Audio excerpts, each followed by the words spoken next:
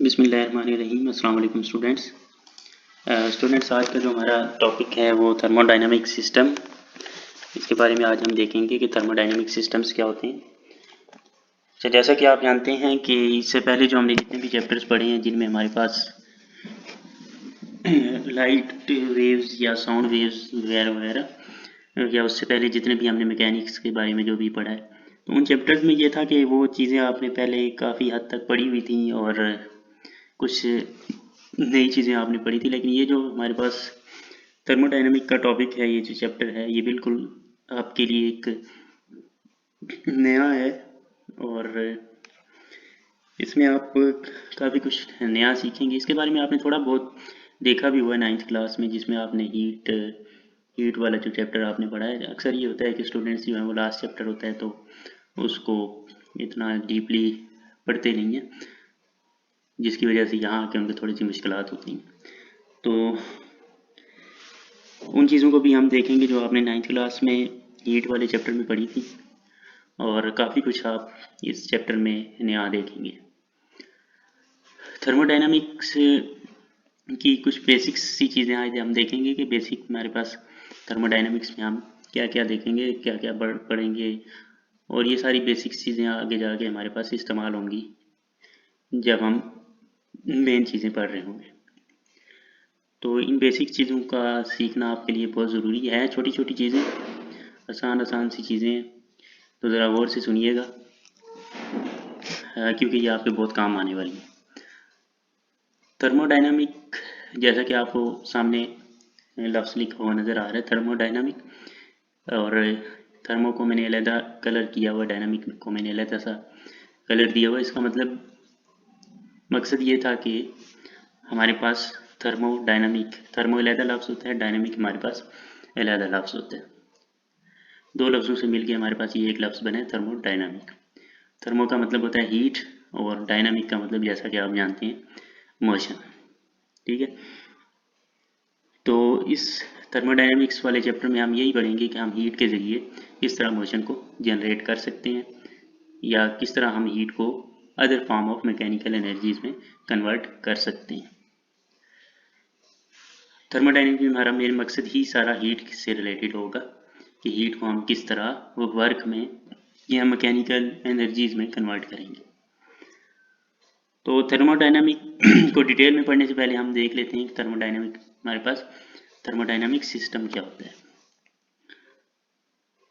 System, जैसा कि आप जानते हैं कि जब हम किसी चीज़ को स्टडी कर रहे होते हैं तो हम बाज़-औक़ात एज अ होल उस चीज़ को स्टडी कर लेते हैं, या बाज़-औक़ात हम उसका कोई छोटा सा हिस्सा कंसीडर कर लेते हैं और उसके ऊपर हम वर्क करते हैं, उसकी प्रॉपर्टीज़ को स्टडी करते हैं और एज अ होल उसको अप्लाई कर देते हैं। जिस तरह किसी चीज़ का हम टेम्परेचर अगर फाइंड करना चाह रहे हैं तो हम ये नहीं करते कि हम जगह जगह से उसका टेम्परेचर फाइंड करें। जिस तरह हम पानी का कोई तालाब है, उसमें अगर हम टेम्परेचर मेजर करना चाह रहे हैं तो हम ये नहीं करेंगे कि एक कोने से मेजर किया, दूसरे से मेजर किया, तीसरे से, चौथे से, पाँचवें से, और मुख्तलिफ जगहों से हमने टेम्परेचर मेजर किया तब जाके मेजर हुआ। हम ये करते हैं कि एक छोटा सा हिस्सा कंसिडर कर लेते हैं, वहाँ से टेम्परेचर मेजर कर लेते हैं और फिर आगे उसको एज अ होल अप्लाई कर देते हैं। तो वो छोटा सा जो हिस्सा हम कंसिडर करेंगे, जिसकी हम ऑब्जर्वेशन करेंगे, जिसको हम स्टडी करेंगे, उस छोटे से हिस्से को हम क्या कहते हैं, सिस्टम कहते हैं। यानी जिस रीजन को, मैटर के जिस रीजन को हम स्टडी कर रहे होते हैं, उस रीजन को हम क्या कहते हैं, सिस्टम कहते हैं। ठीक है, जिस तरह कमरा है आपका, इस कमरे का आप टेम्परेचर मेजर करना चाह रहे हैं कि टेम्परेचर कितना है, तो ये कमरा आपके लिए एक सिस्टम हो जाएगा। ठीक है, और सराउंडिंग ऑफ सिस्टम का मतलब ये है कि इस कमरे के आसपास बाहर जितनी भी चीज़ें हैं वो सारी इसकी सराउंडिंग कहलाएंगी। ठीक है, और जितनी भी है आसपास बाहर जो कुछ भी है ये सारा उसका सराउंडिंग होगा, चाहे वो सॉलिड हो, लिक्विड हो, गैस हो, किसी भी फॉर्म में हो। तमाम टाइप्स की जो भी चीज़ें हैं इसके आसपास, वो सारी सिस्टम के आसपास वो सारी उसकी सराउंडिंग कहलाती हैं। जिस तरह आपको फिगर में नज़र आ रहा है यहाँ पे, ये हमारे पास एक सिस्टम है। ठीक है, और ये जितनी भी बाहर आपको स्पेस नज़र आ रही है सारा इसकी सराउंडिंग होगी, और ये जो रेड लाइन नज़र आ रही है आपको ये इसकी बाउंड्री कहलाती है, बाउंड्री ऑफ द सिस्टम। क्योंकि सिस्टम हमारे पास इनफाइनाइट नहीं होता, सिस्टम हमारे पास फाइनाइट होता है, छोटा सा हिस्सा होता है, कोई टुकड़ा सा होता है। जिस तरह ये कमरा है, मैंने एग्जांपल दिया आपको, तो कमरा हमारे पास फाइनाइट होता है, इतना बड़ा नहीं होता कि हम उसकी बाउंड्री को वाज़े ना कर सकते। उसकी बाउंड्री हमारे पास सिस्टम की वाज़े होती है। बाउंड्री का किरदार बहुत अहम होता है। बाउंड्री हमारे पास इंटरेक्शन का काम करती है सिस्टम और सराउंडिंग के दरमियान। सिस्टम से सराउंडिंग में या सराउंडिंग से सिस्टम में एनर्जीज का मुंतकिल होना या बाकी फोर्सेस का अप्लाई होना वगैरह, ये सारी चीज़ें बाउंड्री डिफाइन करती है। तो ये था सिस्टम क्या होता है। अब देखते हैं कि थर्मोडायनामिक सिस्टम क्या होता है। जैसा कि हमने देखा कि सिस्टम में हमारे पास क्या होता है कि कोई भी ऐसा मैटर का हिस्सा जिसको हम ऑब्जर्व कर रहे हैं, जो अंडर ऑब्जर्वेशन है, वो मैटर का हिस्सा हमारे पास हमारा सिस्टम कहलाता है। जिस तरह एक गाड़ी है कि वो हमारे पास ट्रैवल कर रही है और उस गाड़ी के हम फाइंड करना चाह रहे हैं कि गाड़ी की वेलोसिटी कितनी है, गाड़ी का काइनेटिक एनर्जी कितनी है, मोमेंटम कितना है, वगैरह वगैरह। तो ये सारी चीज़ें जब हम फाइंड करेंगे तो हम क्या कर रहे होंगे, उस गाड़ी के ऊपर उसके ऑब्जर्वेशन कर रहे होंगे। तो उस गाड़ी की ऑब्जर्वेशन जब हम कर रहे होंगे तो गाड़ी हमारे लिए एक सिस्टम होगी, और उस गाड़ी के आसपास जो भी चीज़ें होंगी वो सारी उसके लिए उसकी सराउंडिंग होगी। लेकिन उस सिस्टम को हम कहेंगे मैकेनिकल सिस्टम, क्योंकि हम उसमें हम मैकेनिकल के बारे में पढ़ रहे हैं कि हमारे पास जो मैकेनिकल प्रॉपर्टीज़ हैं सिस्टम की, हम वो पढ़ रहे हैं। लेकिन जब हम थर्मोडायनामिक की बात करते हैं तो हम सिस्टम में थर्मोडायनामिक प्रॉपर्टीज़ की बात करते हैं। और थर्मोडायनामिक्स ऐसी प्रॉपर्टीज़ होती हैं जो हमारे पास सिर्फ जो हीट और टेम्परेचर और इस तरह की जो प्रॉपर्टीज़ होती हैं सिस्टम्स की, उनको हम थर्मोडायनामिक प्रॉपर्टीज़ कहते हैं। और वेलोसिटी हो गई या मोमेंटम हो गया, ये सारी हमारे पास मैकेनिकल प्रॉपर्टीज़ कहलाती हैं। तो जब हम किसी सिस्टम की थर्मोडायनामिक प्रॉपर्टीज़ को स्टडी कर रहे होते हैं तो वो हमारे पास सिस्टम उस टाइम मैकेनिकल सिस्टम नहीं कहलाएगा, वो उस टाइम हमारे पास थर्मोडायनामिक सिस्टम कहलाएगा। तो थर्मोडायनामिक सिस्टम कोई भी हमारे पास ऐसा सिस्टम होता है जिसकी हम थर्मोडायनामिक प्रॉपर्टीज़ को ऑब्जर्व कर रहे हो या स्टडी कर रहे हो। ठीक है।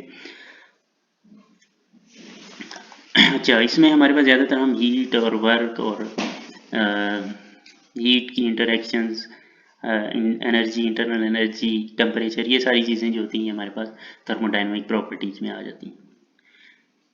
जो बेस्ट एग्जांपल है हमारे पास थर्मोडायनामिक सिस्टम की, वो हमारे पास इंजन और ये हमारे पास सामने बना हुआ इंजन का एक पिस्टन होता है, छोटा सा एक इंजन का हिस्सा, क्योंकि इंजन के अंदर बहुत सारे पिस्टन्स होते हैं और उन पिस्टन्स के अंदर हमारे पास रिएक्शंस हो रहे होते हैं जिसमें हम हीट को मैकेनिकल एनर्जी में कन्वर्ट कर रहे होते हैं।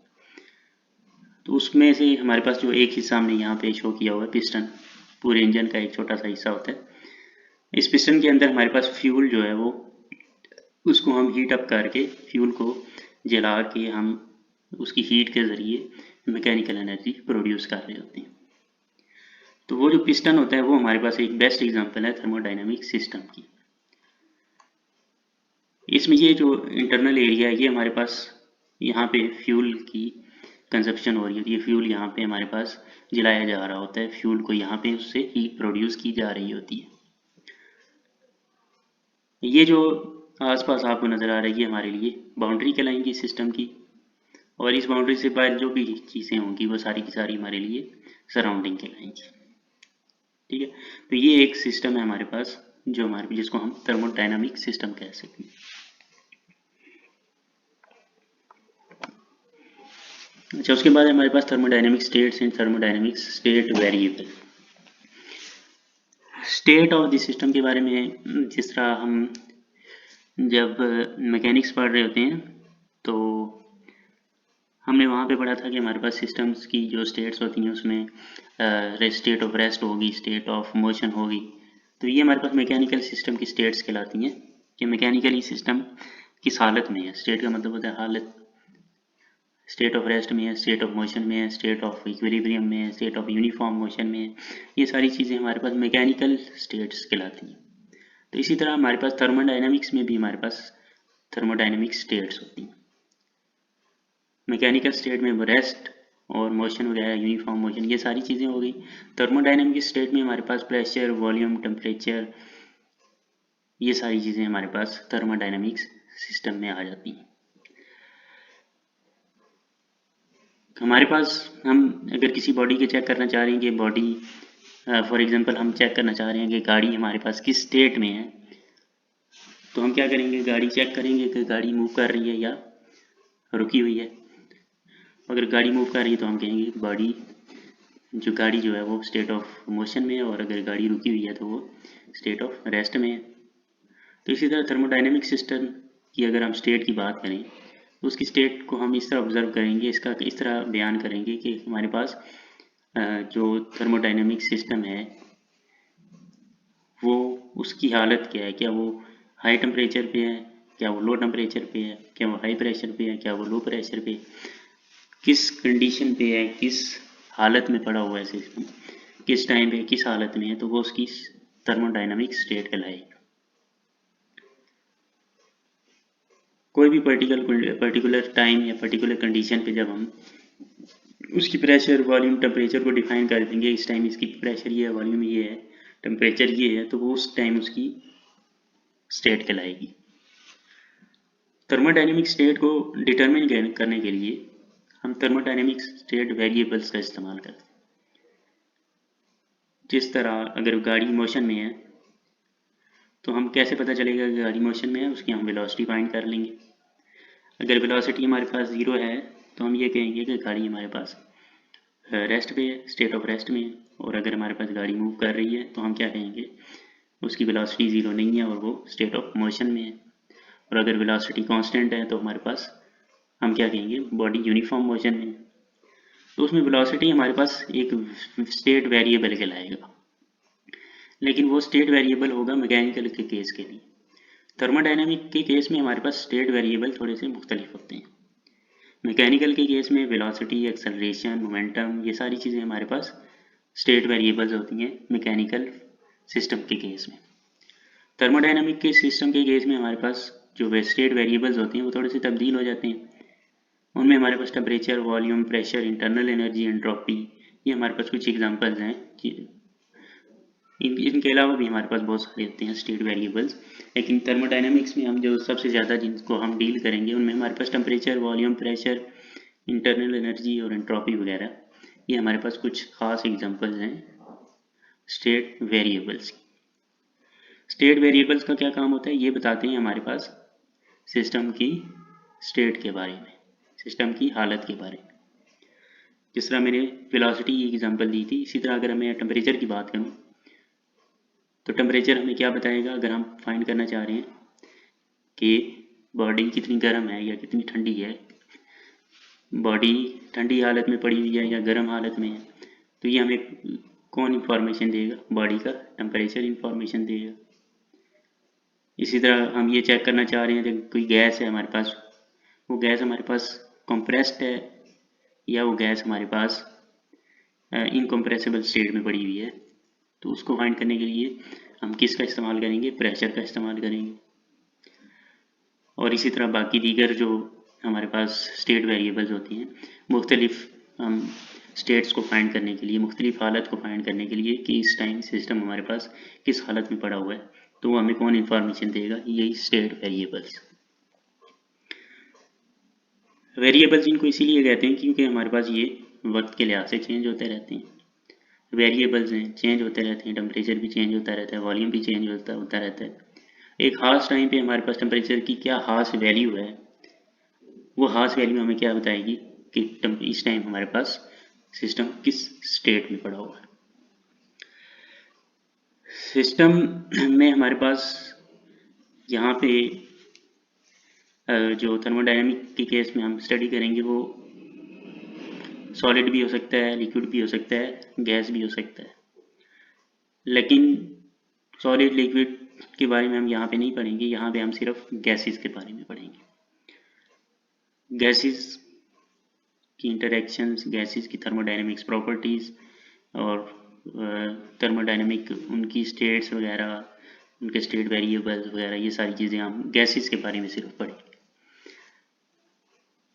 तो जो हमारे पास आइडियल गैस होती है, हमारे पास हम सिर्फ यहाँ पे आइडियल गैस कंसीडर करेंगे, और आइडियल गैस की हम कुछ खास प्रॉपर्टीज़ कंसीडर करते हैं कि ये आइडियल गैस हमारे पास ऐसी गैस है जिसके मॉलिक्यूल्स के दरमियान इंटरेक्शन किसी किस्म का नहीं है, आज़ाद हैं, वो इधर उधर आज़ादी से घूम रहे हैं। मैथमेटिकली अगर हम शो करना चाहें टेम्परेचर, प्रेशर और वॉल्यूम, टेम्परेचर, प्रेशर और वॉल्यूम हमारे पास बेसिक 3 पैरामीटर्स कहलाते हैं किसी भी थर्मोडायनेमिक्स सिस्टम के। इसके अलावा जो हमारे पास इंटरनल एनर्जी, एंट्रोपी या बाकी जो दीगर स्टेट वेरिएबल्स होते हैं वो हमारे पास बेसिक पैरामीटर्स नहीं है। बेसिक हमारे पास सिर्फ 3 पैरामीटर्स होते हैं, टेम्परेचर, वॉल्यूम और प्रेशर। होमोजेनियस सिस्टम के लिए अगर हम टेम्परेचर, प्रेशर और वॉल्यूम के लिए रिलेशनशिप देखना चाहें तो हमारे पास ये रिलेशनशिप होती है PV इक्वल टू nRT, जैसा कि ये सब आपको नज़र भी आ रही है, आपने पहले भी पढ़ा हुआ है, PV equal to nRT। Homogeneous system के लिए है ये हमारे पास, और आइडियल गैस के केस में, आइडियल गैस के केस में और होमोजेनियस सिस्टम के केस में अगर हम आइडियल गैस कंसीडर नहीं कर रहे, कोई सॉलिड, लिक्विड या कोई और रियल गैस कंसीडर कर रहे हैं, तो फिर हमारे पास ये इक्वेशन नहीं रहती, इक्वेशन हमारे पास तब्दील हो जाती है। और सिस्टम अगर हमारे पास होमोजीनियस नहीं है फिर भी हमारे पास कंडीशंस तब्दील हो जाती हैं। होमोजीनियस सिस्टम का मतलब ये होता है कि हमारे पास सिस्टम की कंपोजिशन हर जगह पे सेम है। यहाँ पे हम गैस को ले रहे हैं एज अ सिस्टम, तो इसका मतलब है गैस, अगर आप एक बहुत बड़ा हिस्सा आप गैस का कंसीडर कर रहे हैं, जिस तरह इस कमरे में गैस भरी हुई है और आप देखना चाह रहे हैं कि गैस की डेंसिटी किस कोने में कितनी है, तो हर कोने में क्या होना चाहिए, गैस की डेंसिटी बराबर होनी चाहिए। जो मॉलिक्यूल्स हैं वो कॉन्टीन्यूसली हर तरफ बराबर मिकदार में फैले होने चाहिए।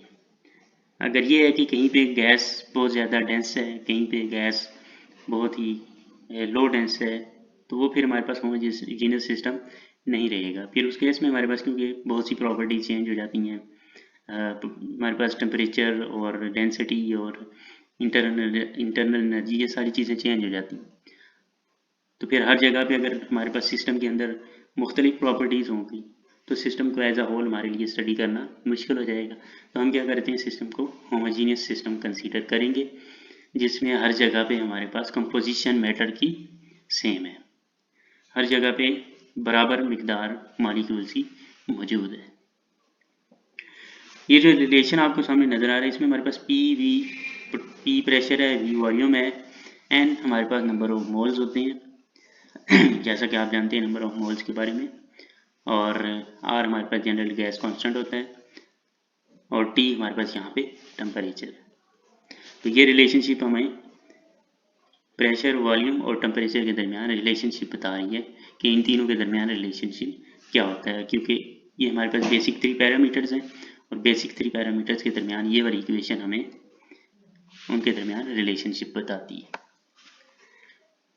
अच्छा, कुछ हमारे पास आगे मज़ीद देख लेते हैं ये छोटी छोटी प्रॉपर्टीज़ हैं, छोटी छोटी हम बेसिक डेफिनेशन देख रहे हैं। ये सारी चीज़ें आगे जितने भी टॉपिक आ रहे हैं वहाँ पे इस्तेमाल होंगी, इसलिए यहाँ पे हम सिर्फ छोटा छोटा उनका थोड़ा सा इंट्रोडक्शन देख लेते हैं।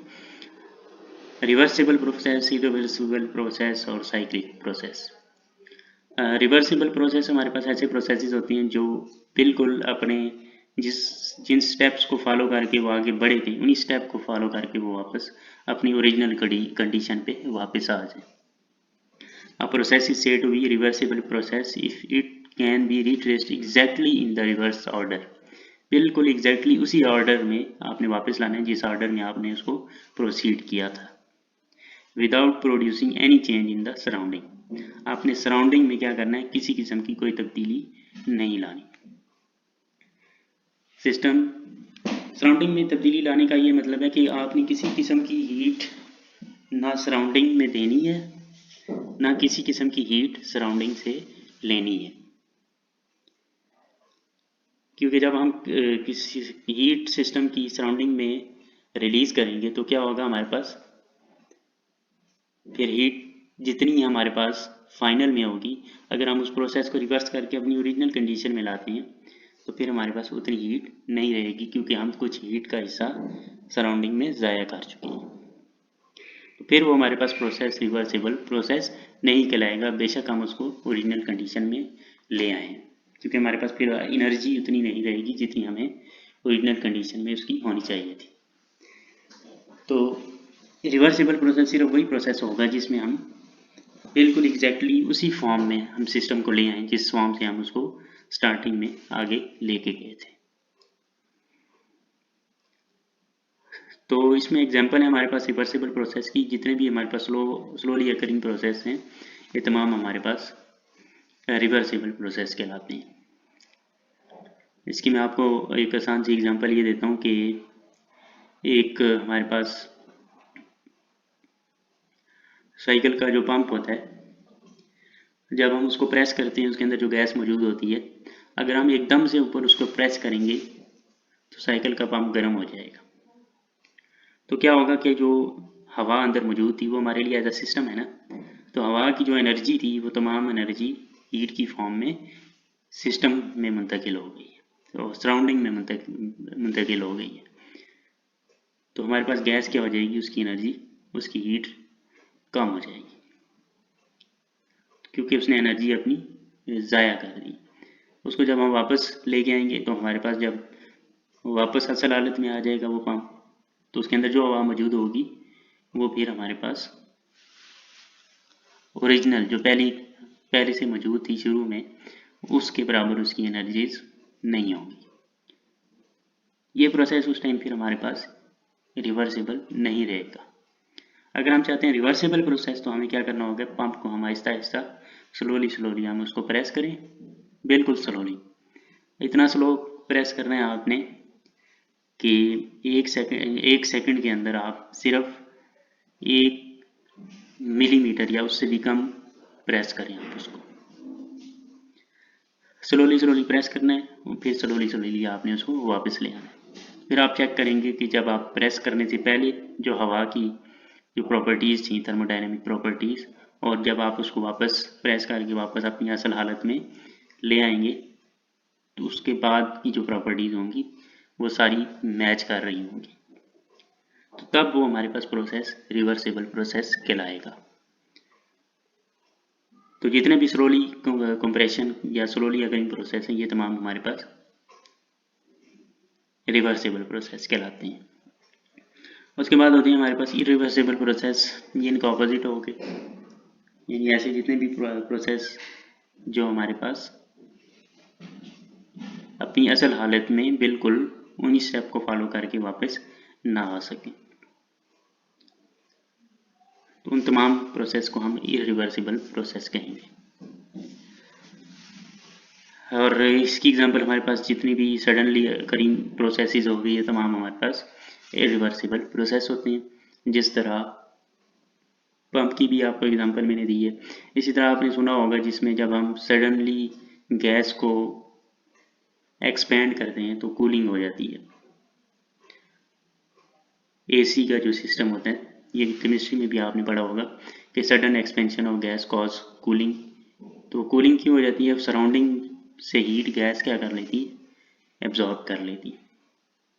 तो वो गैस हमारे लिए सिस्टम था, तो उसने सराउंडिंग पे इफेक्ट डाल दिया। तो हमने क्या कहा था, अगर कोई हमारे पास चेंज सिस्टम के अंदर कोई चेंज सराउंडिंग पे इफेक्ट नहीं डालता तो हमारे पास रिवर्सिबल कहलाएगा। लेकिन यहाँ पे उसने सराउंडिंग पे इफेक्ट डाल दिया, सराउंडिंग को क्या कर दिया, ठंडा कर दिया, उसका टेम्परेचर लो कर दिया, तो अब ये हमारे पास रिवर्सिबल प्रोसेस नहीं कहलाएगा, इरिवर्सिबल प्रोसेस कहलाएगा।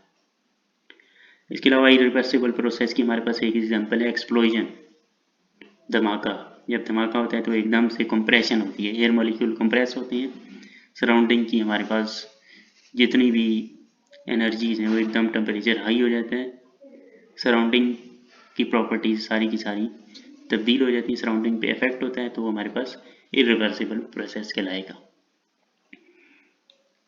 इरिवर्सिबल प्रोसेस की एक मैं आपको जनरल से एक एग्जांपल देता हूँ थर्मोडायनेमिक सिस्टम के अलावा। वो हमारे पास कुछ ये है कि जिस तरह आप छत से नीचे जा रहे हैं तो आपके पास 2 प्रोसेसेस हैं। एक प्रोसेस ये है कि आप सीढ़ियों से नीचे जाएं तो क्या होगा, आप step by step slowly slowly नीचे जाएंगे और फिर वापस उन्हीं स्टेप्स को फॉलो करके छत पे वापस आ जाएंगे। तो ये क्या हो गया हमारे पास, रिवर्सिबल प्रोसेस। और दूसरा आपके पास तरीकाकार ये है कि आप छत से छलांग लगा दें। तो फिर क्या होगा, फिर आपके पास वापस उस रास्ते से आना नामुमकिन हो जाएगा। फिर वो प्रोसेस हमारे पास क्या कहलाएगा, इरिवर्सिबल प्रोसेस।